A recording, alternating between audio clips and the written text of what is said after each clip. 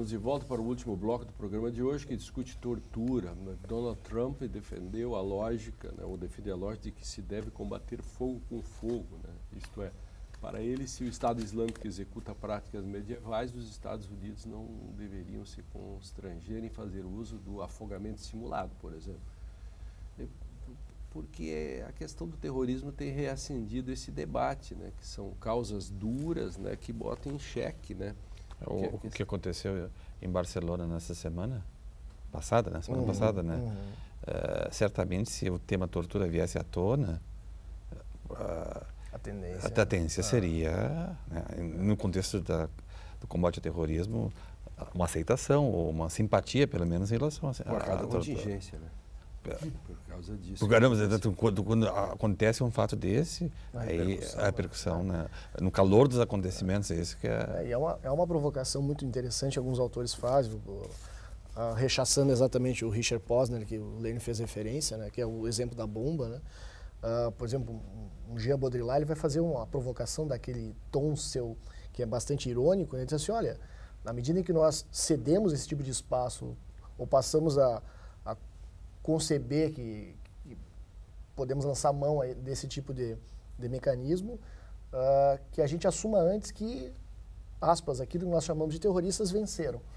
Eles venceram. A hora que nós literalmente entramos nessa engrenagem, parabéns, eles venceram, vocês entreguem, se é que podemos chamar de um e aí, se venceu, Deixa eu perguntar uma coisa para o Drayton, assim, que é muito delicada, assim, imagina, assim,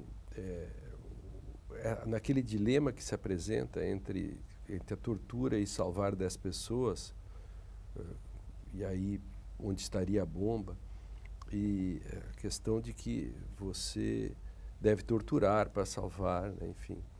E um outro poderia dizer que não deve ceder e a eventual morte dessas 10 pessoas fazem parte do custo de você não ceder. Para que, senão, todos os dias vira...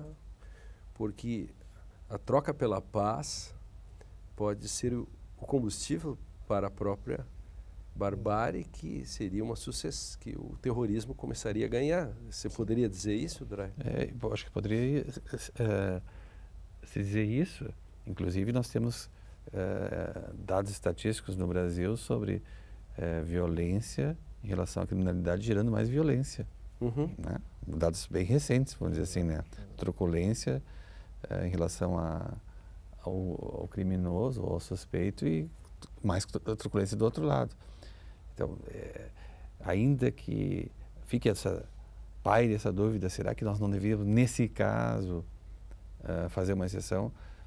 Eu vejo que não... Eu te diria, Helene, que eu acho ainda mais perigoso. Porque se nós condenamos determinado mecanismo, determinado comportamento, que o Estado possa lançar mão e utilizar esse mecanismo, ou ter mesmo este comportamento que ele, a princípio, estabeleceu na sua legislação, que é um comportamento punível, como se utilizar dele? Que medo do Estado que vai agir como os terroristas. Inclusive, eu tenho mais medo desse Estado do que dos terroristas. Sim, por exemplo, a questão da tortura institucionalizada do próprio tribunal em Guantánamo e do Tribunal Militar de Israel, por exemplo, que tem problemas seríssimos. Aí eu pergunto para o Augusto, quando você prende alguém e quando esse cara tem que ir para o sistema carcerário e lá dentro ele tem que escolher uma das facções, e lá dentro as facções têm a tabela de preços e tem as próprias penas, e dependendo, fura o pé, fura a mão, se ele não tiver dinheiro para pagar as coisas, por exemplo, ele tem até seguro para não ser estuprado, ele tem que pagar tudo, porque as facções, elas fazem... Isso não é tortura? Exato.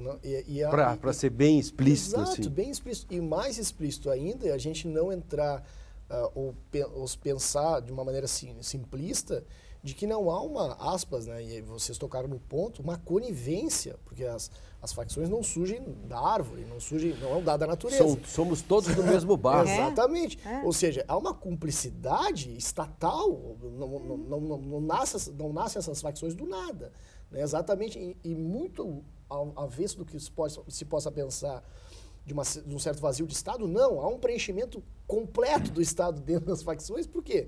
Porque há cumplicidade, não há uma atuação de uma facção dentro do sistema carcerário se não há uma anuência dos agentes de Estado. Mas claro, porque se eles estão lá dentro, o Estado os teria sob controle. Exato. Agora veja como essa cultura é uma cultura da punição, que a gente não vai ficar surpreso quando se tatua você é vacilão, você é ladrão. Porque veja, os exemplos são os mais comezinhos. O Drayton acabou de dizer, nós temos uma cultura de tortura das agências de investigação, as agências policiais, Sim. que são levados para o sistema carcerário. O procurador da República vai e diz que passarinho dentro da gaiola canta melhor. O juiz, ao final, decide conforme a sua consciência, invertendo a carga da prova. Ou seja, que tipo de expectativa eu vou ter daquele sujeito que pega, surpreende um flagrante de alguém? Ele vai amarrar no poste e vai tatuar na cabeça do sujeito, na testa, eu sou vacilão. Ou seja, é uma questão, exatamente que tocaste um ponto, né, de uma conexão, de uma interconexão, que todos nós somos literalmente responsáveis por esse caldo cultural autoritário que começa a pleitear, como vocês disseram, ao ponto de nós começarmos a discutir se é possível ou não a questão da tortura. Nós chegamos a esse ponto, né? Nós chegamos ao ponto de não tolerar, mas de discutir a respeito. Olha que coisa, né? Que foi o que a Henriette falou. Isso é algo que é assustador a todos nós. Quando o Trump vai fazer esse tipo de apologia, isso é só o estertor desse caldo cultural, me parece muito, muito complicado. Muito complicado. E Drayton, essa questão em termos de constitucionalidade, né? Pensamos aí, o Supremo Tribunal declarou estado de coisa inconstitucional. Quando isso foi feito, há 2 anos atrás, por aí, eu disse, isso é um perigo, porque coisas não são inconstitucionais. Eu até brinquei um pouco com filosofia. E mais, isso pode desgastar o próprio Supremo, porque como você vai fazer cumprir? Bingo. O que mudou de lá para cá? O que mudou? Aumentou a população carcerária e hoje... E aí vem a questão, não sei o que você acha, isso que o Augusto está dizendo aí, que a questão mais grave é que todo mundo sabe o que acontece dentro dos presídios. O Estado, ele preenche, ele institucionaliza, porque ele se utiliza das facções para manter a paz dos cemitérios dentro dos presídios.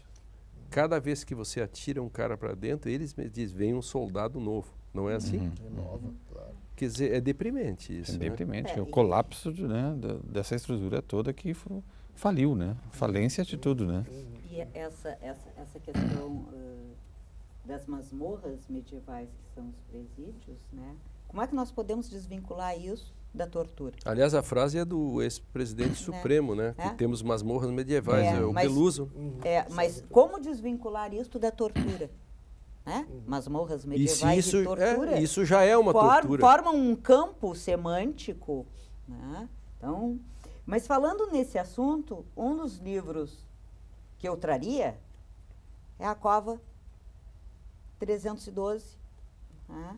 Da Daniela Arbé, jornalista. Esse é um romance-reportagem, um romance jornalístico de um militante político que morreu no presídio de Linhares, em Minas Gerais.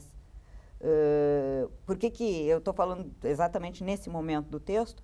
Porque ela, enquanto jornalista, ela relata a certa altura a visita que ela faz ao presídio de Linhares. E aí ela diz que ela necessitava da permissão para poder entrar no presídio, que não era do diretor do estabelecimento. Que era do presidente da facção. Mas só um pouquinho. Eu preciso te interromper, para informação tem prioridade no programa. Eu denunciei esses dias isso pela segunda vez. Aconteceu em Porto Alegre, o João Carlos Burr, que era o juiz corregedor, veio em nome do CNJ visitar o Presídio Central e ele teve que pedir, ele só entrou com autorização do chefe da facção que manda no presídio. Só para dizer que isso que a Arbé está dizendo acontece todos os dias e é institucionalizado. Né? Não, então... Só tinha que dar dados concretos também para o... não é história de jornalista. Não é história de jornalista. Não é, nesse caso, não é uma história assim, de jornalista. Está gravado isso que o juiz disse.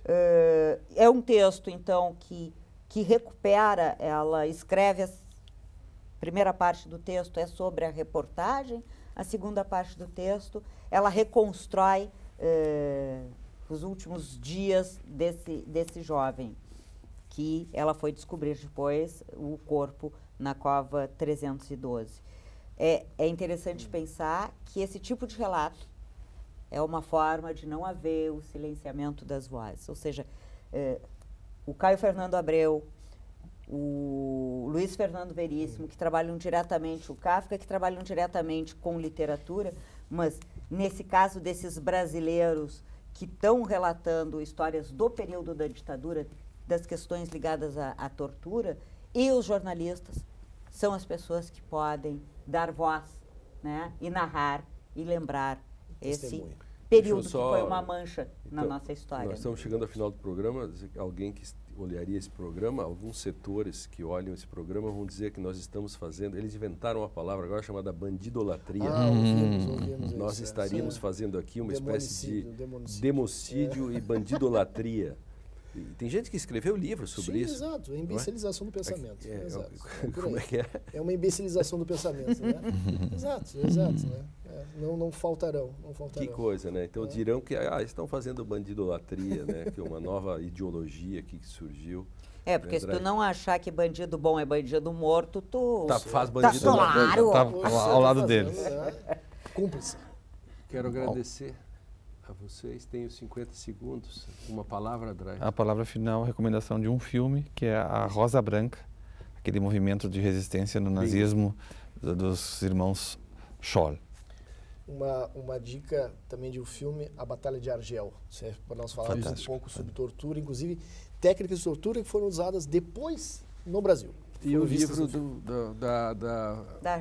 da Daniela Arbé, o Direito e Literatura, fica por aqui. Assista a esse e outros programas no facebook.com/Direito e Literatura e no canal do YouTube da TV e Rádio Unicinos. Não esqueça de participar, fazer sugestões. Eu espero você no nosso próximo encontro. Até mais.